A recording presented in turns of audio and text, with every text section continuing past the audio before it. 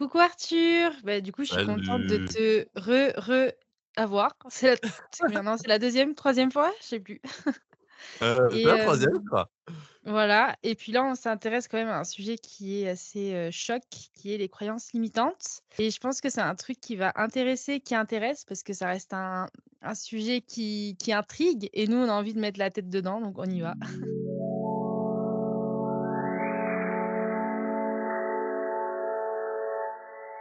Pour commencer, est-ce que tu aimerais, nous dire quelques mots, sur toi? Merci, ben, je suis ravi d'être là encore une fois, c'est une grande joie étant donné les qualités de discussion qu'on a eues par le passé. Je suis une personne qui, peut-être, en apparence, travaille sur le corps. Je suis un préparateur physique, un coach avec une approche aussi mentale. C'est là que je vais plus loin que la surface. Moi, ce qui m'intéresse, c'est d'aider les gens à refaire un avec leur corps, à se réharmoniser avec qui ils sont et vivre une belle expérience humaine à travers cette idée de transformer son corps, que ce soit vers plus de performance ou vers plus d'esthétique. Donc, dit en des mots, on va dire, où les gens pourront s'identifier, j'aide les pratiquants de musculation, toutes disciplines confondues, hein, ça peut aller du crossfit au powerlifting en passant par le bodybuilding, pratiquants, naturels, qui ont un niveau confirmé et qui n'arrivent pas par eux-mêmes à aller au niveau avancé. Je leur permets, bah, non seulement de le faire sur un parcours d'un an, mais aussi et surtout sans douleur, sans souffrance, sans forcer sur leur corps.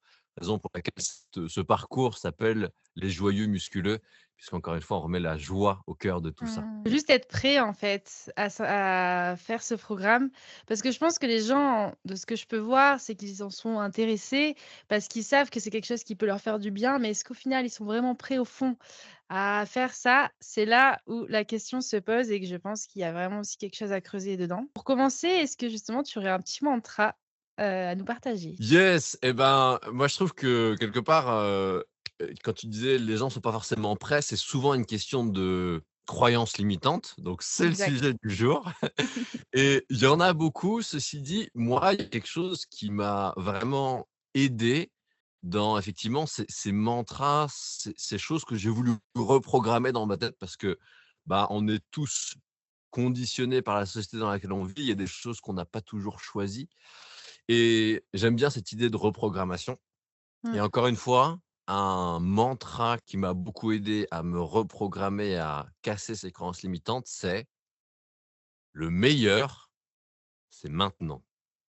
Mmh. Je le trouve génial parce que très engrammé en moi, il y avait cette croyance que: «OK, je vais faire les efforts maintenant, je vais faire ce qui est long, ce qui est chiant, ce qui est difficile d'abord.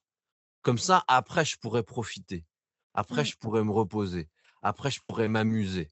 Ça remonte à longtemps, hein, de l'éducation, soit des parents, soit même de moi-même, en grandissant, je me disais: «Bon, bah, les devoirs ou que sais-je, c'est chiant, mais bon, je commence par ça, comme ça après, j'aurais plus à me prendre la tête, ce sera vi mon esprit sera vidé de ça et je serai libre de nouveau, quoi». Je serai Mmh. sorti de la contrainte et bah, en fait, je me suis rendu compte plus tard dans ma vie d'entrepreneur que un peu comme enfin, plutôt dans ma vie, j'avais fait une habitude de faire les trucs chiants, longs et cetera d'abord, sauf que, bah, dans l'entrepreneuriat, on n'a jamais fini.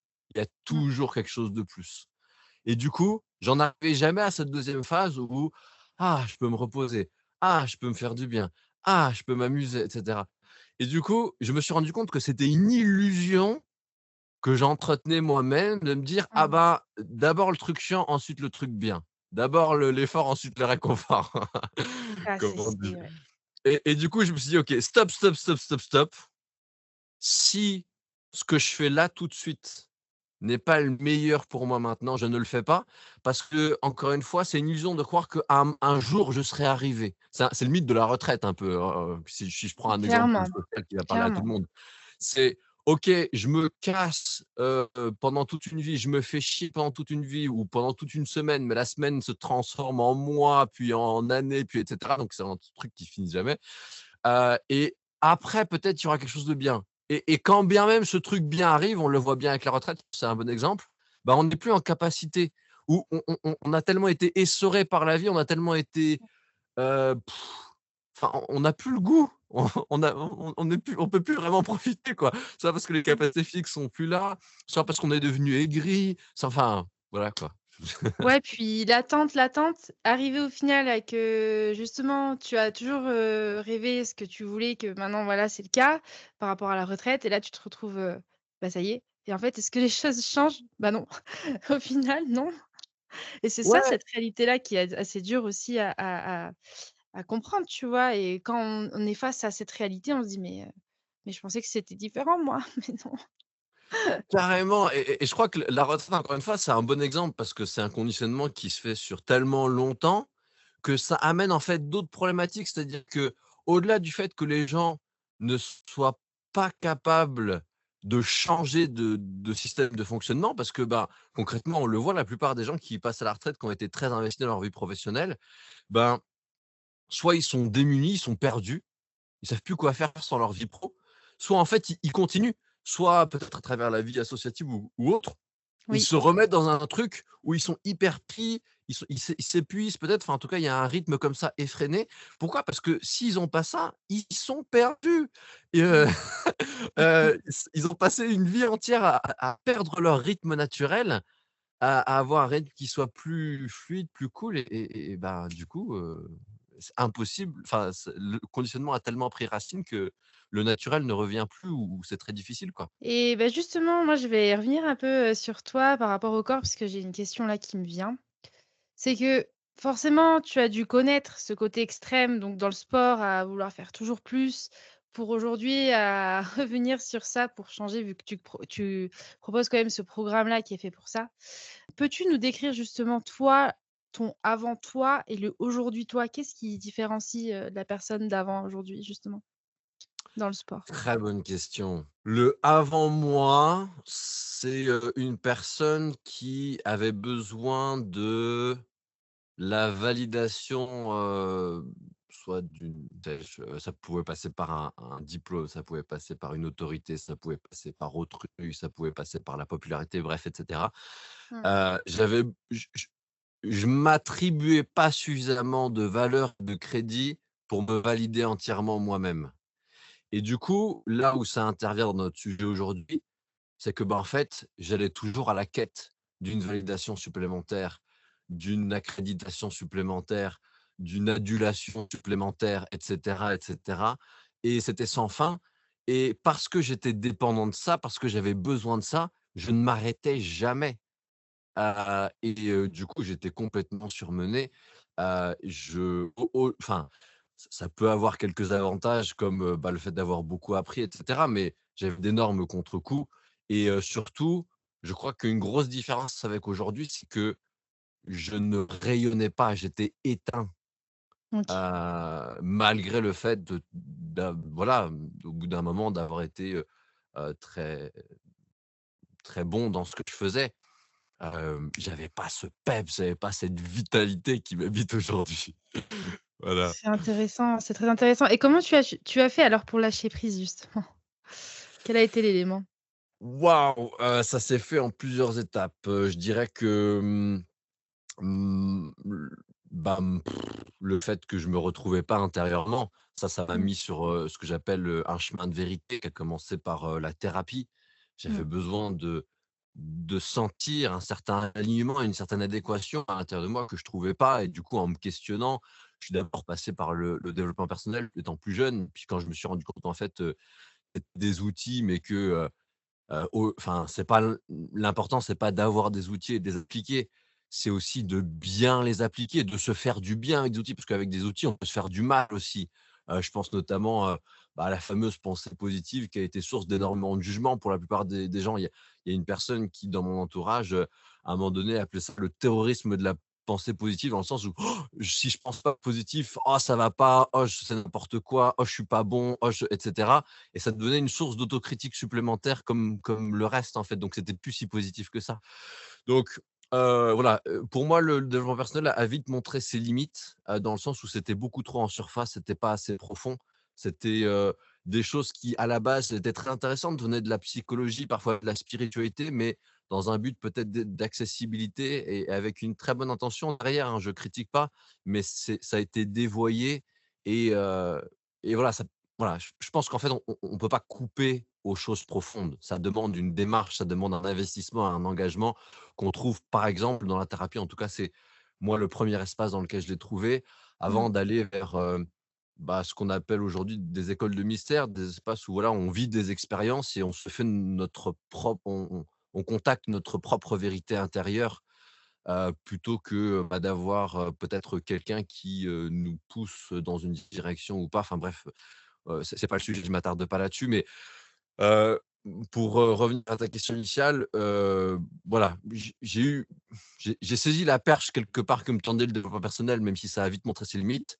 La thérapie m'a beaucoup aidé Mmh. et en toile de fond de tout ça, même si je suis arrivé encore une fois à plutôt rechercher des expériences initiatiques par la suite, je Mmh. dirais qu'il y a eu des étapes comme ça où j'ai pris position. Je me suis dit: «OK, là ça va pas, j'ai besoin d'aller vers quelque chose d'autre».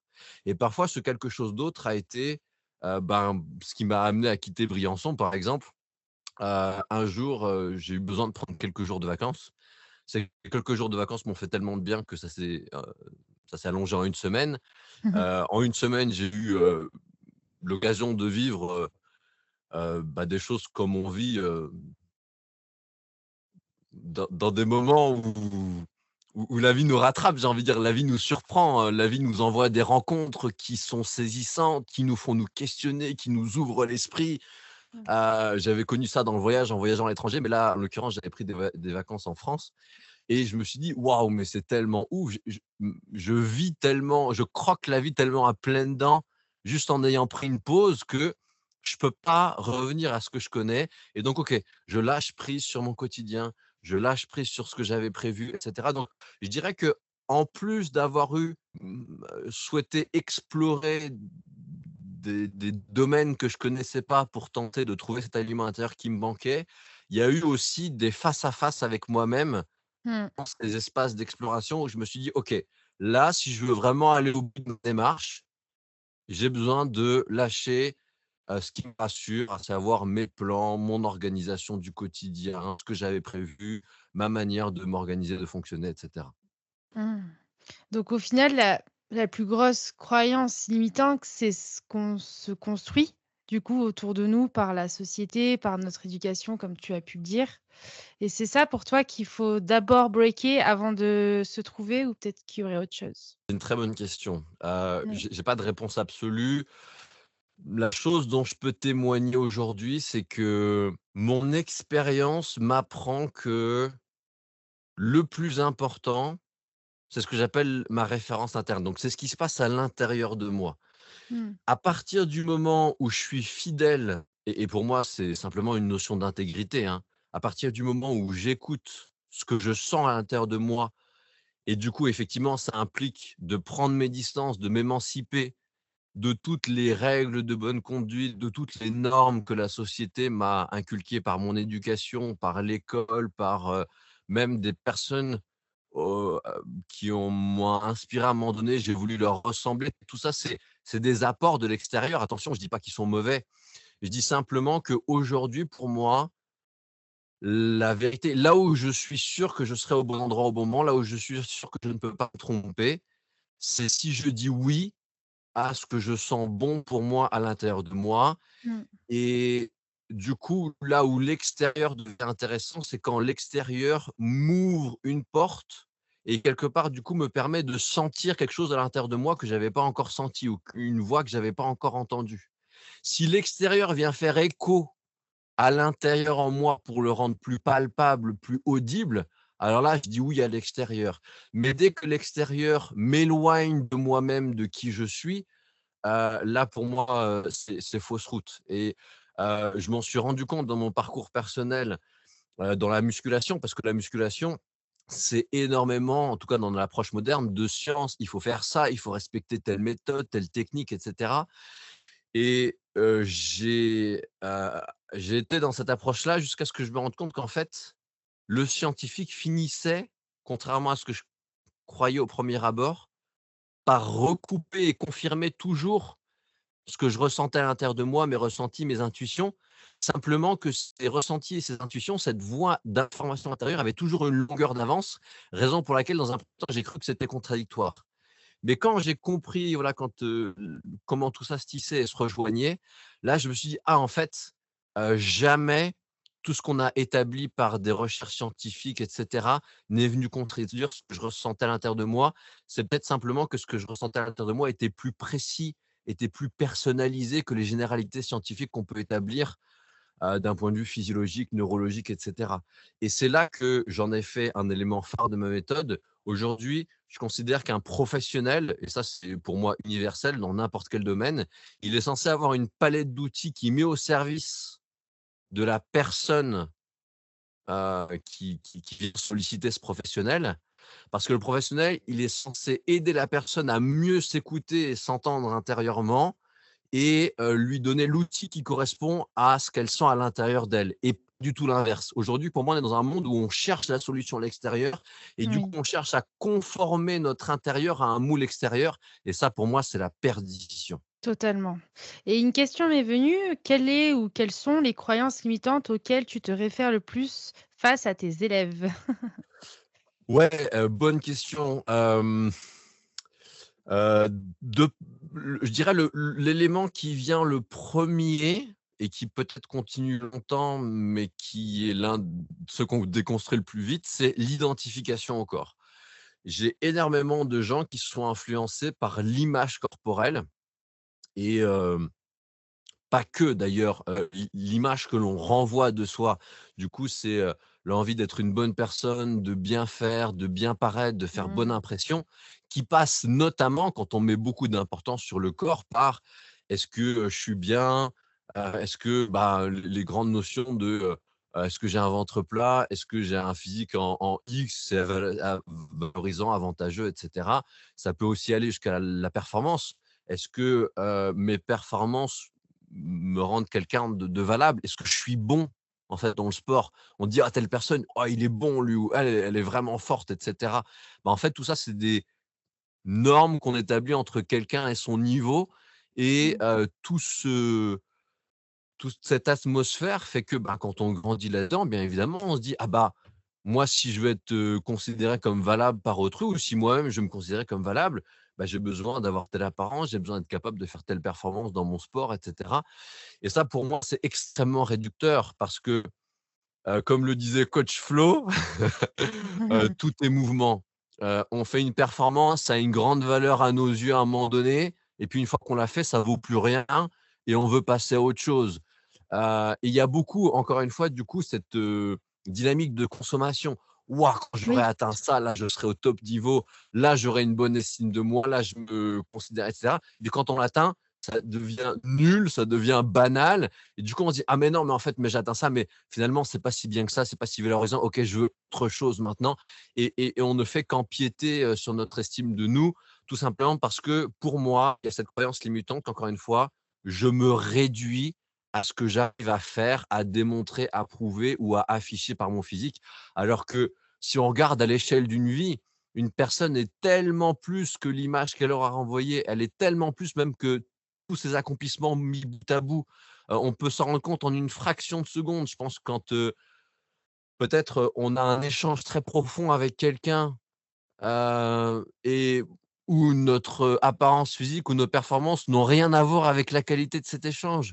Ou bien, on est touché profondément par quelqu'un alors que cette personne ne rentre pas dans le standard de performance de bah, voilà, en fait, c'est des éléments qui viennent nous rappeler que, oui, ça ne vaut pas rien, l'apparence ou les performances, mais c'est une étoile dans la constellation de notre ciel et donc si on croit qu'on se résume à une étoile alors qu'on est une constellation entière, mon Dieu, mais quel drame! Mais c'est ça et en fait, je pense que c'est là où, la société aussi intervient, c'est le fait de nous mettre dans des cases et qu'on n'ose pas aller voir derrière cette case, tu sais? Mmh. De la couper et d'aller chercher et vraiment, en fait, s'en libérer, de voir qu'en fait, tu es un tout, tu n'es pas qu'un sportif, tu n'es pas, je sais pas, un métier, tu vois? Mais tu es effectivement une constellation et pas qu'une étoile et c'est ça, aujourd'hui, qui pose le plus gros problème, je pense, dans notre société et peut-être que ce que tu peux voir avec tes élèves, c'est qu'en fait, ils ont qu'une façon de voir les choses, une pensée qui les bloque et qui, en fait, à un moment donné, ils se retrouvent piégés, tu vois? Et ils se disent: «Mais il faut casser ça» et c'est là tout le jeu, en fait, c'est casser cette, ces cases, quoi.